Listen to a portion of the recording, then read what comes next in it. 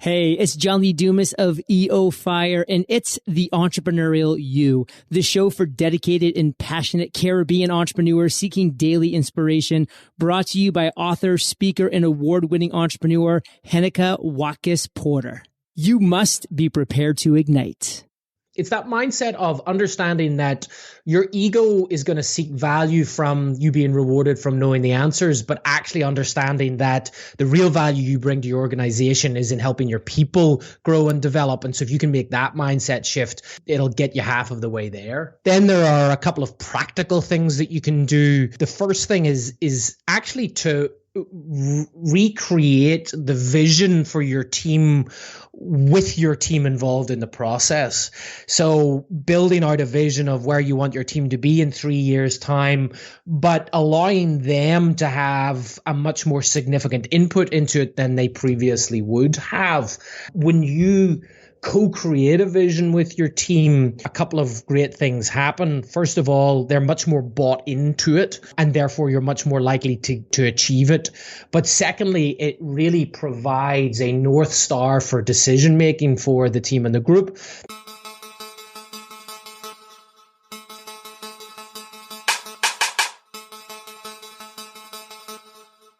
Hi, this is Heneka. I'm so glad you took the time to stop by today. In Jamaican parlance, Wagwan, me glad say a dial. This episode is sponsored by HenekaWatkis-Porter.com as well as the Jamaica Stock Exchange. Now on HenekaWatkis-Porter.com, you can visit us for blogs, resources, books, online podcast courses, podcasts, and more. If you are new to the Entrepreneurial You podcast, be sure to check out past episodes with guests such as John Lee Dumas, Patrice Washington, Seth Godin, Richard Branson, Amy Porterfield, and a host of other game changers. We needed to raise capital, but our experience with local financial institutions was that they were cautious and slow to act, and interest rates were far too high. We had real concerns about financing our business through outside equity investors and the possibility of interference. Could we get a fair valuation for our business? We had our own ideas about the business and its value. Should I go the traditional route of bank financing, or should I try the Jamaica Stock Exchange? So we made a call and experienced transformation of our business through conversations. I'm John Mafood, CEO of Jamaican Teas, and we're listed on the Jamaica Stock Exchange. Give us a call today at 876-967-3271 to begin your transformation through conversation. We want to see your company listed on the Jamaica Stock Exchange. And now, here's today's episode. Before you are a leader, success is all about growing yourself. When you become a leader, success is all about growing others. Jack Welch, may his soul rest in peace, huh? Greetings and welcome to episode 185 of the Entrepreneurial You podcast. I'm your host, of course, Heneka Watkis-Porter. Today's episode is with Dave McKeown. He helps individuals, teams, and organizations achieve excellence by doing the ordinary things extraordinarily well. He is the CEO of Outfield Leadership and author of the Self-Evolved Leader, Elevate Your Focus and Develop Your People in a World That Refuses to Slow Down. I'm looking forward to a great conversation on the topic, the need for self-evolved leadership. Welcome, Dave. Hey, Heneka, thank you so much for having me on. I really love that quote you opened the show with. Absolutely. Thank you so much. And before we start chatting about self-evolved leadership and what that is all about, etc., have you ever eaten any Jamaican food? You know what? I am not sure that I have, much to my disappointment. Do you know anything about Jamaica? Listen to any music? Anything? My ignorance showing through the one thing that I think I know about. Well, two things are both sports related, which of course Usain Bolt, number one, and then the Jamaican bobsled team from Cool Runnings. Good enough. That would pass. What should I be on the lookout for in terms of Jamaican food? Oh, well, you see, like we have a wide variety of tasty, very tasty food. I mean, our national dish is ackee and saltfish, which is codfish in a fruit that we have called ackee, and it's delicious when you put it together. Amazing stuff. I mean, I perhaps should stop promoting it now because I am now vegan. So I eat no flesh at all. But anyway, it's still tasty. And, for those who will indulge, fine. Well, then let me know what's the best vegan Jamaican dish, because I am also vegan. Oh, you are? Well, Yes, I would love to hear about that story another time. Yes. I'm like a month old vegan. So I'm trying to put twists, and turns to our favorite. So, for me right now, what I really, really love to eat is curried chickpea and with quinoa and vegetables and all of that lovely stuff. So anyway. Sounds incredible. A different conversation for a different time. For a different time. We're talking about the need for self-evolved leadership. And, as we evolve into persons who are looking after our health, let me hear a little bit about your vegan journey. Why did you go into veganism? Probably started about 5 years ago when my wife, Paris, who was my girlfriend at the time, she was a vegetarian whenever I met her. And we just went on this journey of exploration around the whole system of animal agriculture and the detriment that it really brings to the animals, to the environment, and to health. And over a period of time, transitioned into a fully vegan diet about 5 years ago, and have enjoyed it ever since. Never looked back. Love it. Love the health benefits. Love the fact that it allows you to leave the world in a slightly better place than you found it. Wow, amazing story. And my story is pretty much, I became ill in April of this year, and it wasn't after going to my 10th doctor, which is a natural practitioner, that I started a month ago now, in July. By the time this airs, of course, it will be more than a month, but July, is when I started, because I recognize, and already I'm seeing so many benefits, So, and an additional benefit, of course, is as you mentioned, the health, the environment, and I'm now doing a lot of research into what animal agriculture is doing to our environment, much more than, adding to the stress of global warming, much more than humans and plants, production is doing. So, I'm loving the journey as well, and exciting to try new foods and so on. But anyway, back a little more to, it's still self-evolved, because we're talking about health, we need to lead by examples as well. So when we talk about self-evolved leadership, really, what are we talking about, Dave? So over the last 10 years or so, I've had the privilege of working with leadership teams and individual leaders to really help them become much more effective at what they do. And one of the things that I've seen and recognized over those 10 years is that those leaders who are truly the most effective are the ones that take control over their own journey.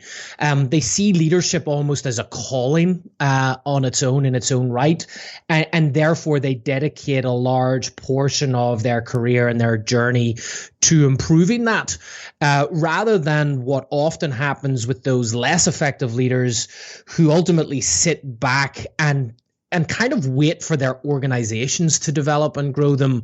They might be functionally good at what they do, but they don't really invest the time and energy in their own growth. So the concept of being a self-evolved leader is really about putting control back in your hands and giving you the control over your own growth and development. And there's a whole bunch of other characteristics that I notice underneath self-evolved leadership that we can absolutely get into.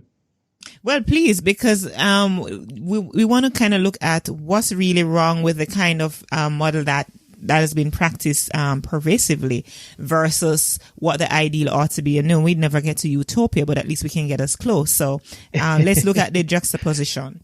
Sure, absolutely. Well, I think that if you look at a lot of the models that we have for leadership in our organization, they're based on some outdated concepts, namely, and I think the one of the most pervasive and harmful one is this notion that we need or we want our leaders to be heroes. We want them to save the day. We want them to be swashbuckling and at the front line, kind of with an absolute certainty on where we're going. And that comes from a number of different places. One is just the models of leadership from academia and practice that have seeped into our organization talk about this need for our leaders to have this overarching sense of certainty, but also our models for leadership come from places like sports or the military or even superhero movies, and it's all founded on this notion that our leaders are heroes.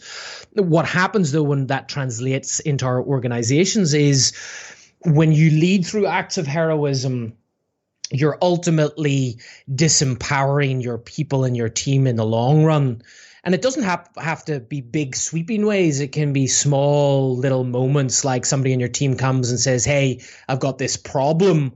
And rather than pushing that back on them and helping them find the solution, you just jump in and save the day for them. Over time, that begins to drain their empowerment, and they develop a thing called learned helplessness, which is when they have a problem, they'll just come automatically and leave it at your door, which then leads to your frustration because you become the bottleneck, and the whole cycle continues. And we get caught in this cycle of mediocrity where we're not doing bad work, but we're certainly not doing our best work. And so I set about trying to overcome that model and say, hey, leadership isn't about you being the hero. It's about building and supporting and developing your team. Right back to your quote from Jack Welch at the beginning, it's about growing other people. Right. And intrinsic in that modus operandi is the idea that you will always have the answers, or you must always have the answers. So then there is no space for vulnerability. What do you say to that? Yeah, and I think that, if you look at how we've typically been educated and rewarded throughout our life from being a child, you're essentially rewarded for knowing the right answer, right from being a kid in the classroom, putting up your hand and getting a gold star from the teacher, all the way through to getting a job, getting your first job, your second job, your third job, getting promoted. We get rewarded and assessed on our ability to know the answers and to put in the hard work, which, if you're an individual contributor and up until a certain point in your growth and development, is an asset, and it's a way in which you add value to your organization. But at some point in your leadership journey, it actually starts to become a liability, and that is so ingrained in us that it's hard to overcome, because we've spent most of our life being given pats on the back for knowing the answer. And so we have to go about a process of sort of deprogramming ourselves to recognize and understand that we're no longer being helpful if we lead through these acts of heroism. Mm-hmm. And so, how do we shift that though? How do we, shift that kind of a operation into what ought to be? Well, I think it's like any behavioral shift. It all starts from a mindset or a perspective shift. We've got to, first of all, understand and recognize those patterns of behavior and where they're being unhelpful. And that's the first step, really. Once you've recognized those patterns in yourself, I encourage the clients that I work with to adopt a new leadership mantra, which is that my focus as a leader is on helping my team achieve our shared goals, and in doing so to become the best version of themselves.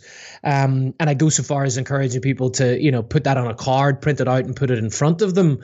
Because when you start from that position, when you start from that perspective, there's no room for acts of heroism, because your goal is in helping your people develop as you achieve your common goals. So you jumping in to save the day prevents them from growing and developing. And so just starting from that perspective really starts a journey of transition away from this heroic leadership towards becoming a more self-evolved leader. Mm-hmm. So what would you say then is that key mindset that needs to be in place for this to be successful? It's that mindset of understanding that your ego is going to seek value from you being rewarded from knowing the answers, but actually understanding that the real value you bring to your organization is in helping your people grow and develop. And so if you can make that mindset shift, it'll get you half of the way there. And so we're in this particular environment, right, which causes a lot of us to, or all of us to be thinking differently, forcing us to think differently. How can I go from a leader who is all about trying to save the day so that I can get the attention and the credit and all of that into this leader who is empowering my team members, empowering the people that are around me? How can I make that shift? Mm-hmm. So first step obviously is that mindset shift. Once you've done that, then you've got a good foundation.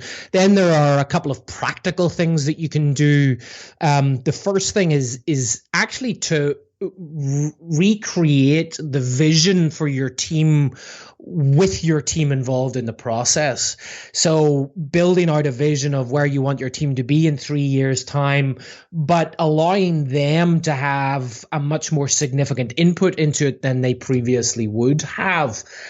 When you co-create a vision with your team, a couple of great things happen. First of all, they're much more bought into it, and therefore you're much more likely to achieve it. But secondly, it really provides a North Star for decision making for the team and the group. It also minimizes or prevents the grumblings that can happen if and when decisions are made, because so long as they're made in alignment with that overarching vision, you can say to your team, hey, this is something that we've built together rather than it just being my vision. So when you start from that perspective, that really helps cast that North Star of where you're going.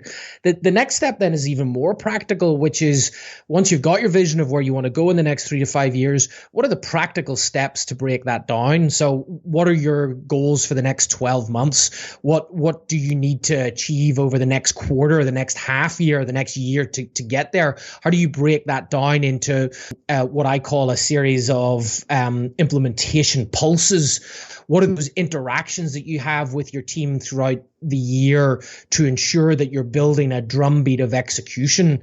Because often what happens is most leaders are pretty good at projecting the vision of where we're going. They're also pretty good at saving the day on the day-to-day basis, as we've already talked about.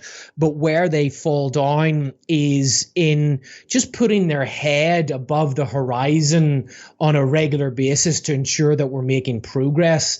You know, most strategic plans get written and then they get filed away in a drawer and nobody looks at them until, you've got a review meeting in 6 months' time, and by that stage it's too late. So just building in those that horizon of focus that allows you to proactively ensure that you're heading towards that shared vision is kind of the second step. And then the third step is to build a series of, there are about 5 key disciplines that every leader needs to help navigate the course that they've set for them and their team. Mm-hmm. Thank you so much. So outside of empowering your team, why the need for self-evolved leadership? Because I know you'll have that ability to empower your team, etc. But why the need for self-evolved leadership?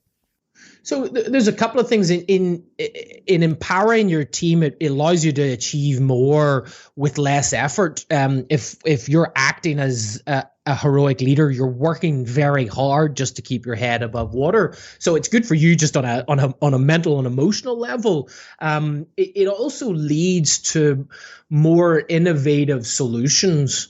If you think about the leader who always knows the answer, they have taken their own set of experiences and skills and said, okay, I know the one truth here, which for most organization leads to a lesser quality of decision making.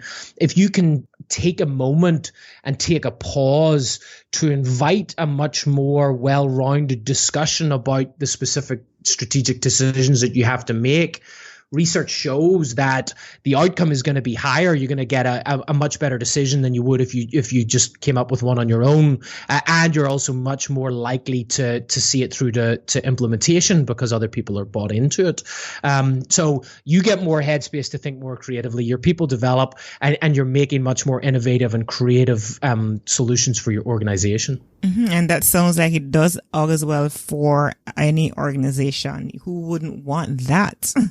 I know, right? Yeah, and it doesn't matter whether you're a 5-person team or a 5,000-person team. Doesn't matter whether you're a for-profit, a not-for-profit, whether you're an NGO. Leadership is leadership, and 80% of what I talk about in the book will apply across any industry, and then there's the 20% that's specific to your organization, your industry, that you can layer on top of it. Mm-hmm. And you're very entrenched in the whole idea of self-evolved leadership, such that you have you've published a book, The Self-Evolved Leader, Elevate Your Focus and Develop Your People in a World That Refuses to Slow Down. Now, what is outside of what we've spoken about already, what is the main message in that book, and what it is that you want people to walk away with? I want people to walk away with an understanding that great leadership, like any other skill, can be learned. It can be practiced. It can be rehearsed even. And we have this notion that either great leaders are born or that somehow we just wake up one day and we'll be a great leader. And in the work that I've done with leaders and leadership teams, I've discovered that that's just not true. I mean, it's similar to wanting to improve your tennis game or become a better cook or learn how to play the guitar. It's all about setting your goals, setting your intention, building a path to get there, and then just practice. And so I had this notion as I was writing the book that somewhere between the philosophical and the practical lies progress. And so the book lays out some of those key shifts that we talked about at the beginning of the interview, but also it ends with a 15-week program that really allows you to put in place the lessons that are in the book rather than just leaving you sort of scratching your head thinking, what do I do about with all of this? Okay, so you just don't, as you said, just leave us hanging, but you've actually, shared some practical steps to move forward, because we do understand that, it's learned behavior. Learning to lead well is a learned behavior. We don't just, automatically grow up and we are we're great leaders. Yes. Even if we're born with certain particular DNA, we still need to sharpen our skills and we still need to improve daily so that we are, impacting our organization in a very positive way. So it's very important. And I'm really happy that we're having this discussion, because one of the things that I see happening is that a lot of people think leadership is automatic and they just allow it to just happen, or think it will just happen, and to the detriment of companies and businesses and organizations. And so it's very important. Now, if there's anything that we have not touched on, at this point at our conversation, Dave, I'd love for you to share your final thoughts to just wrap up, just bring home, our topic here, the need for self-evolved leadership. Bring that home for us.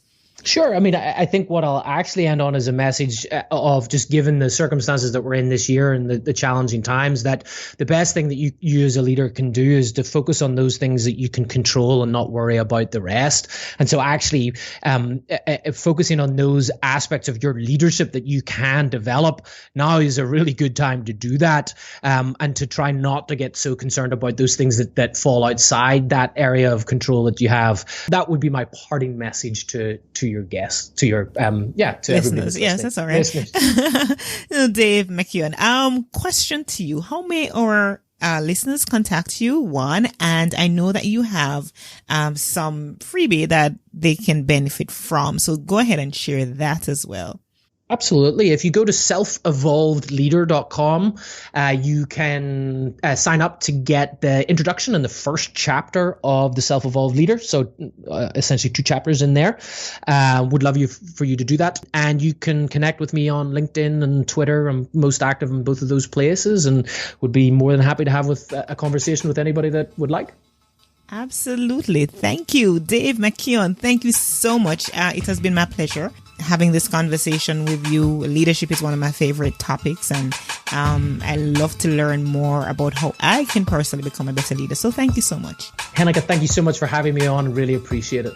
Absolutely. And thank you, my peak performer, for tuning into this episode with Dave McKeown. I look forward to connecting with you next week. In the meantime, connect with me now for all things podcasting, whether my latest book, Podcast Power, or it's coaching, online courses, whatever it is relating to podcasts. Just visit Watkis-Porter.com and send me a WhatsApp message from the homepage that comes directly to my phone. I'd love to leave a point of hope with you this week. And it is this: for by grace you have been saved through faith. And this is not your own doing. It is the gift of God, not a result of works, so that no one may boast. Ephesians 2:8-9. Walk good.